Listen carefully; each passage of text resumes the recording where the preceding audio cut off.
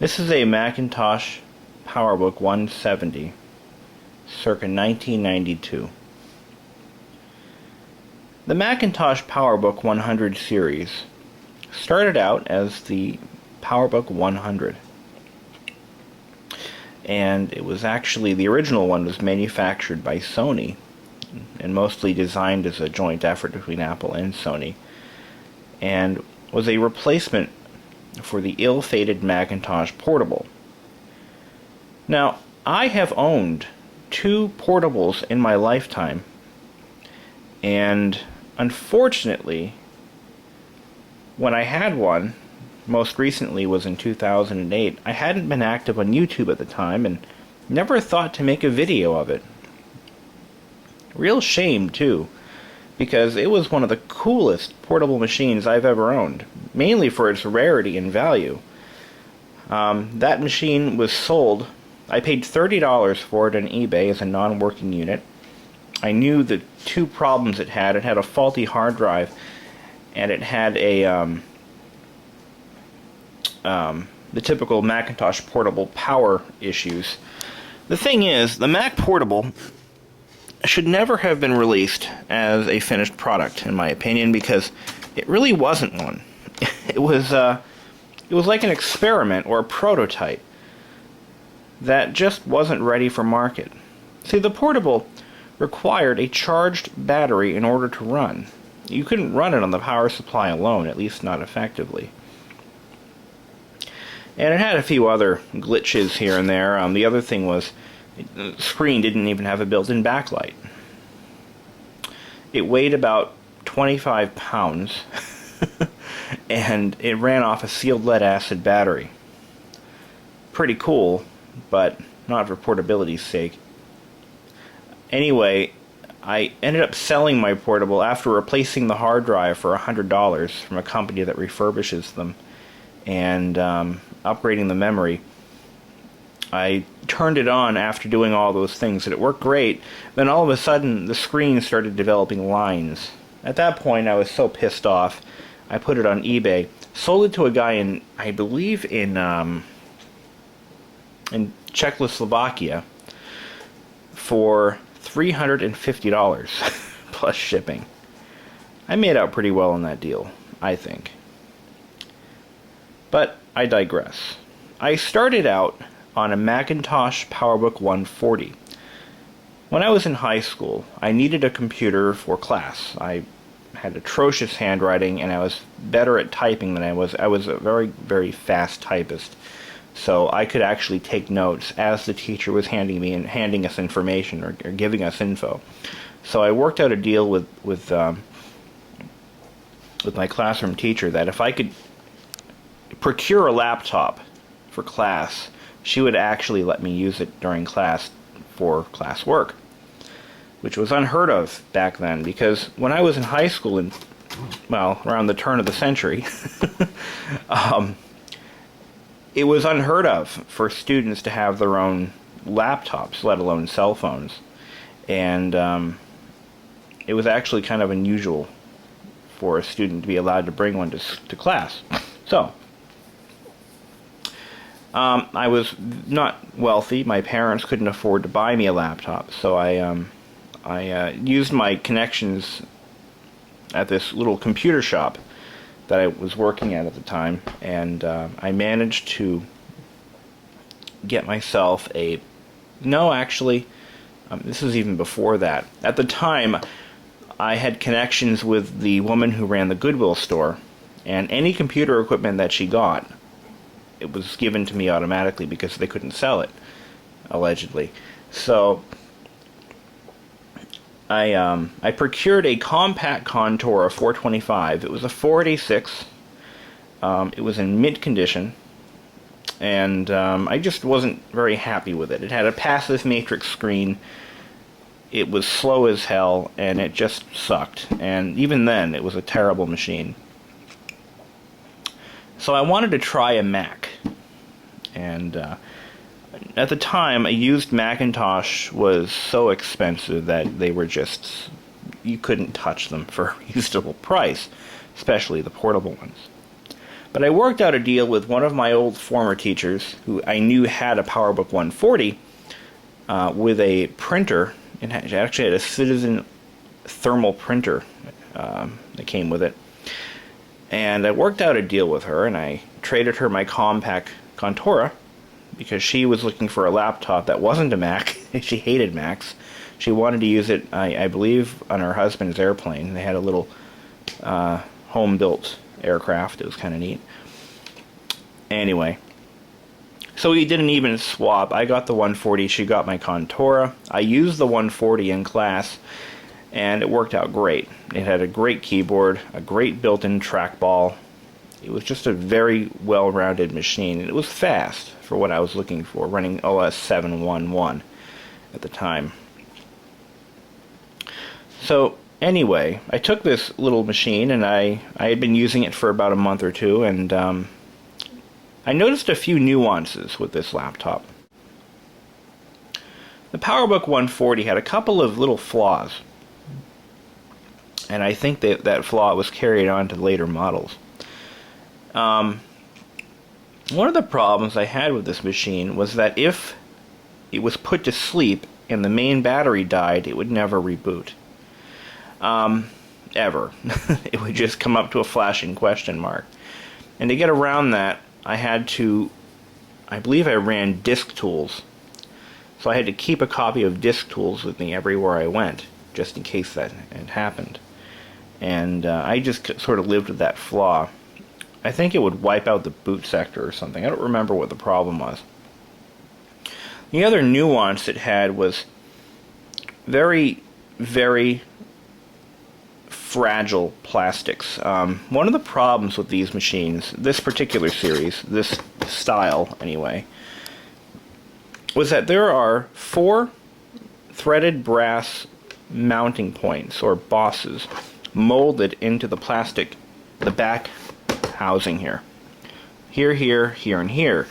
They actually are for attaching the hinges to the housing, and as well as the front bezel. So one screw is longer than the other, and I'll show you what I mean. So here's the front bezel area, and there's a long screw through here holding that on, and then there's a shorter one underneath this. The problem with that is the threaded bosses have a tendency to work their way loose and actually start cracking the plastic around them. So one day you'll open the screen and the hinges will just break right off. Now that's a flaw that has affected every single one of these ever produced. And if you find one on eBay, I strongly suggest, unless the person selling it claims to have replaced the back panel, don't touch it, because you can't get parts for them anymore. And I've never found an effective way of fixing it permanently that doesn't alter the external appearance. It's just a very, very poorly designed hinging mechanism. This particular example has already had this panel replaced. A couple years ago, I found a seller online, not through eBay, but I think through a user group, that actually had some service parts that were left over from when Apple had discontinued support for this model. And I found 2 replacement back covers, and I bought both of them. And I put one in this one and one on another machine. No, I never did use the other one. I sold the other one on eBay for about what I paid for it. The guy still had one left when I bought them, and I never bought it, and I don't know if they're probably all crushed and melted by now, who knows. But anyway, these parts are extremely rare. If you find one in good shape, in good condition, that isn't breaking. But this one here has been fixed and has never been put back in active service, so it should last for many, many years. The other problem is, and this is what happened to my 140, is that some of the mounting points underneath this part of the keyboard between the hard drive and the floppy drive, that one broke free too. So this machine quickly turned into a Franken MacBook, or PowerBook. I started buying up 140s and 170s, as many as I could afford to buy as a kid. so that every week when I broke something, I could replace the part. Like when the keyboard broke, I had a spare keyboard. When the trackball started malfunctioning, I fixed that as well. And actually, the word got out that I knew how to fix old Macs pretty quickly when I was in high school. When my principal came to me, and he had a 160, and he was pretty desperate. He wanted this machine to last a little bit longer. His trackball stopped working, so and I was in like 9th grade, 9th or 10th grade at the time. And I actually fixed the principal's personal laptop from my own parts inventory, and that was kind of cool. He paid me pretty well for that one. So I got his machine fixed up, and so and then I got my first 170. At some point, I got a 170, and that's what this is. This is not the one I had, but same machine. The 170 turned out to be my favorite of the 100 series because it had the simplicity of the 140, but it had the larger active matrix display of the higher end models. The active matrix displays were incredibly sharp, no ghosting whatsoever. They had a pretty decent backlight for that time period, and they were capable of displaying about, I think it was like 4-bit graphics. So really not so good in the grayscale, but pretty decent otherwise. So this particular 170 I got from my current employer. It was when I first took the job about 7 years ago, 6 years ago. I don't remember. I've been there for a while. Almost 7 years ago, actually. They had 2 PowerBooks still left, and they weren't being used. They were actually in the pile of machines that I was supposed to get rid of. So I got rid of the 170 and the 180 that was in that pile. It was a 185C, actually. I salvaged those from my own collection. And here's the 170, or at least what's left of it. This machine I've actually made a video of earlier on that you'll see on my YouTube channel. I went through this machine, and like I had done in high school, I started acquiring parts for these, like whole machines that were just scrap. And I took the best of everything, including the brand new back panel for the display housing, and I built what you see here. Some of the parts are from the Irish production facility. Some of them are Ireland production facility. Some of them are from Singapore. It's a mixed bag of parts. And it has one really cool feature that isn't well known because there aren't many of these around, or not many of them were ever made. This has this power door accessory. One of the main, minor cosmetic flaws of the 100 series is that the back doors would break off almost immediately after purchasing the machine because there were no cutouts for the modem cable or for the power connector or power button. So whenever you had to use the machine, you'd have to open the door like so, press the power button, then close the door. And if you had anything plugged in, like a telephone cable, you had to leave the door open. And even with this door, if you have any of these connectors plugged in, we have a SCSI 30, HDI 30 adapter. This is to connect any external hard drives and such, scanners, you name it. We have an ADB port, we have audio in, audio out, and 2 serial ports, and our interrupt and reset buttons. So, if any of these were plugged in, the door would have to be left open. The problem with that, and this is a big problem, people would often forget the doors are open. They pick the machine up, the door breaks off. End of story.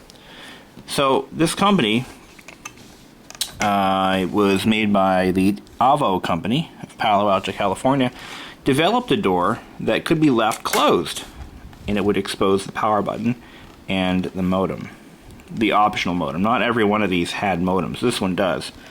So there you go. Pretty cool accessory if you can find one. The other thing is, these have internal clock batteries that are good for like 5 or 6 years. And the batteries are soldered to a board, an interconnect board, right underneath this microphone.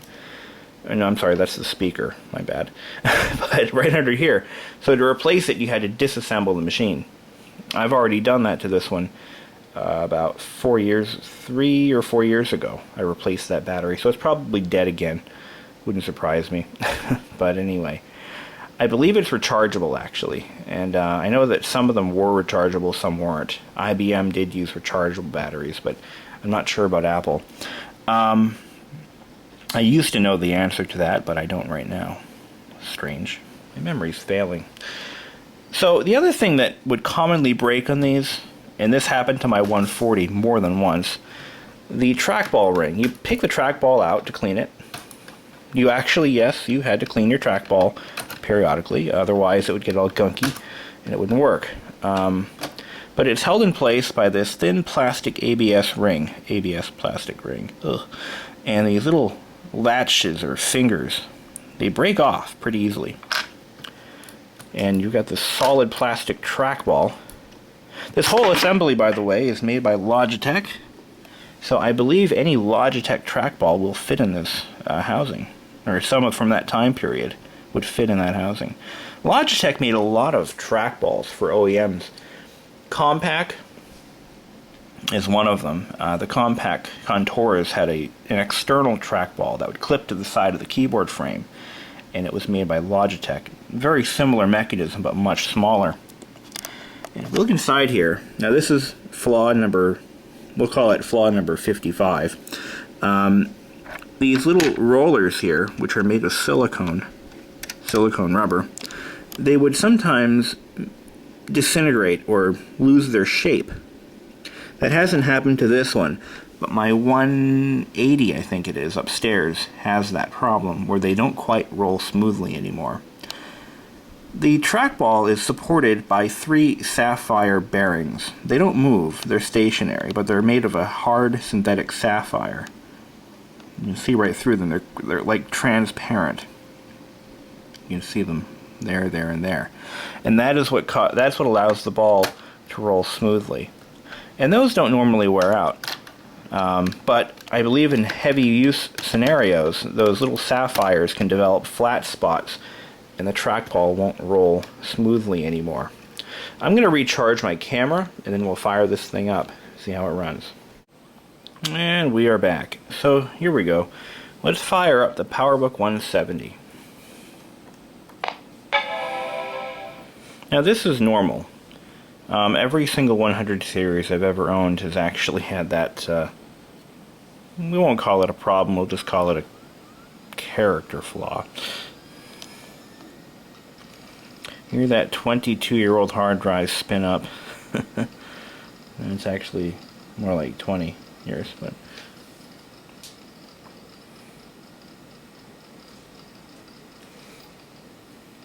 what are my frogs doing? I hear them kicking gravel over there. Oh. Anyway, so here we are. Booted right into OS 7.1. Now I've got quite a bit of software on this, just all the little applications I've collected over the years for vintage Macs. I have a huge collection of games on here. I've got Glider. Glider's a great game. But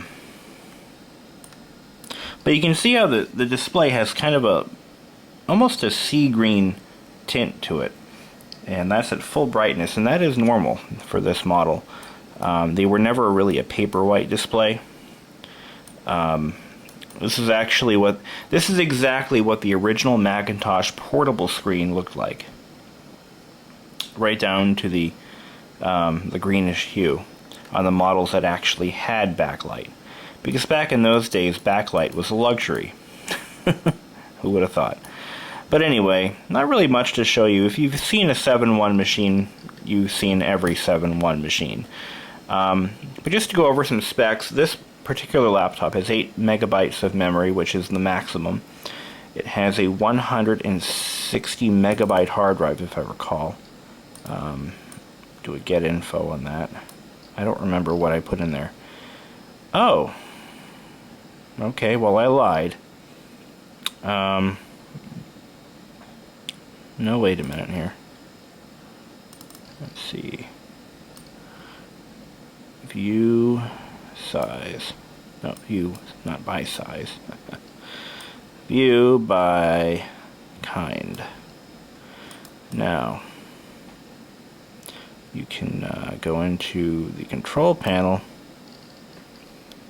I'm trying to remember where this was. I think it's in general controls. Nope. By the way, the clock is wrong, so I have to reset the date and time on this one. Hopefully it'll stay. Let's see, where is that?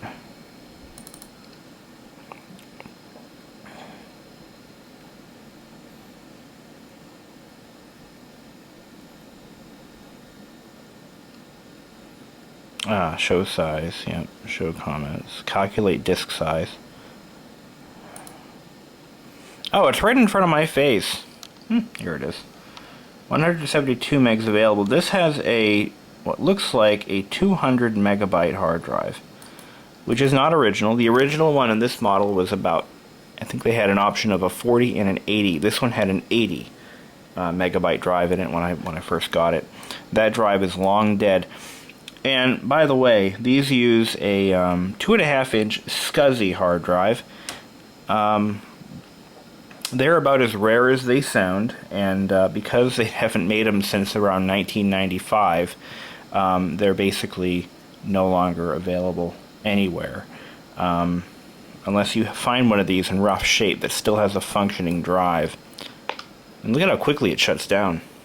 But I wanted to show you guys another machine that I had mentioned earlier in this video, and that is the PowerBook 180. Now, I'm going to set the 170 aside, and we're going to take a look at this old 180. This one I actually bought from a collector who I've been friends with for many, many years, actually about 12 years now. And we've done a lot of swapping back and forth of machines and parts and stuff over the years. But he was cleaning out his collection of vintage Macs, and I told him that I wanted I picked out a couple of machines that he had. He had a fully restored, by Apple, I believe it was a PowerBook 1400 CS.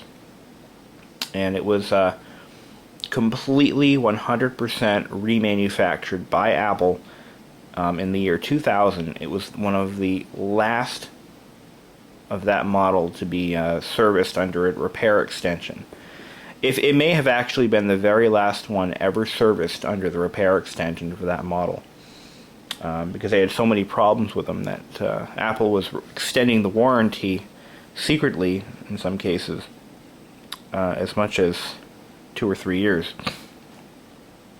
And that particular machine, it was restored and it was put into a collection and never touched since.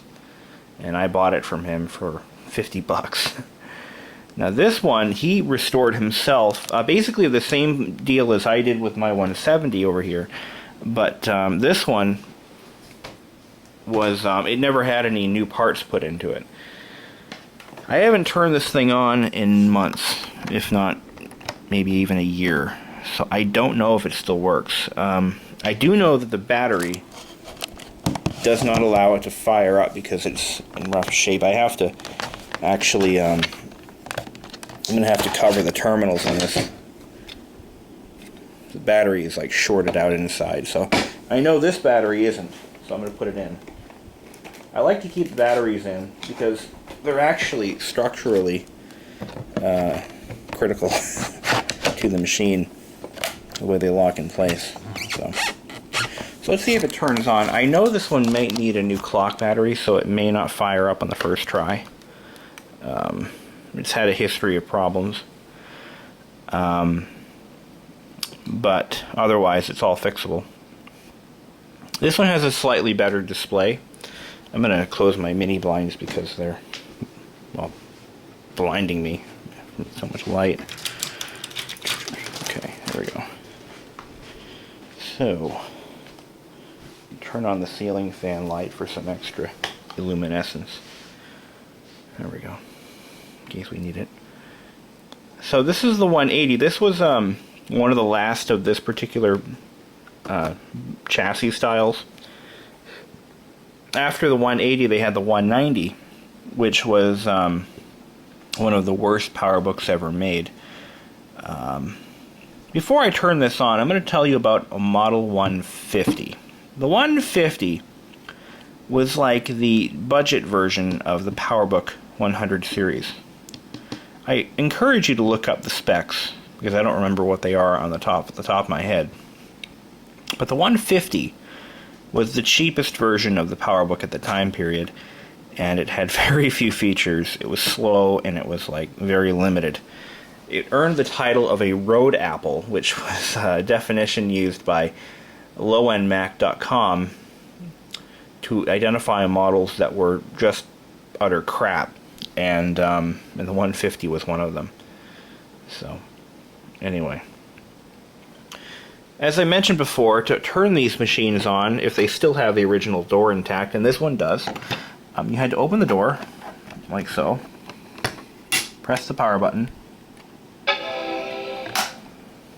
yeah, there it goes. Oh, looks like my contrast is a little off here. There we go. This one has, I believe, 16-bit color depth in grayscale. I think it's 16-bit. I could be wrong. It could be 8-bit.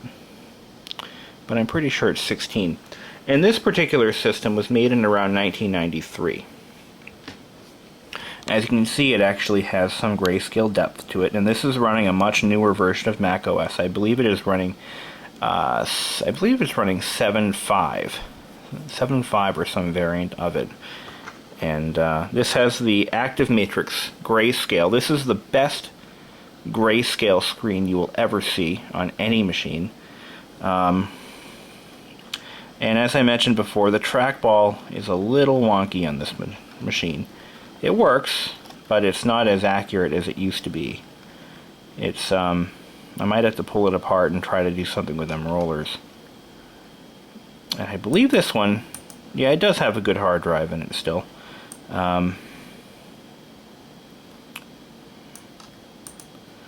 This one parks automatically before seek attempts, so it gets a little annoying. It does work though. You can hear it parking. Listen.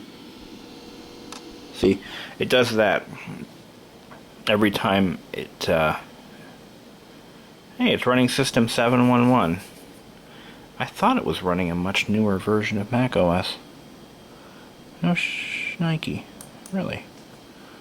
No. Really? The thing works okay, though. Oh yeah, let's take a look at our specs here. I think it was, yeah, it's a 180 System 7.1. It has 8 megabytes of RAM installed. It also has an external DisplayPort connector, which the 170 doesn't have. I believe this came out of the 160 or the 165. Let me just pop this door up, and you can see it has a little port here. I actually have one of those adapters. But otherwise it's pretty much the same configuration as the 170. Built-in modem, of course, you gotta have that. And yeah, and it has a Kensington lock slot right here in the back.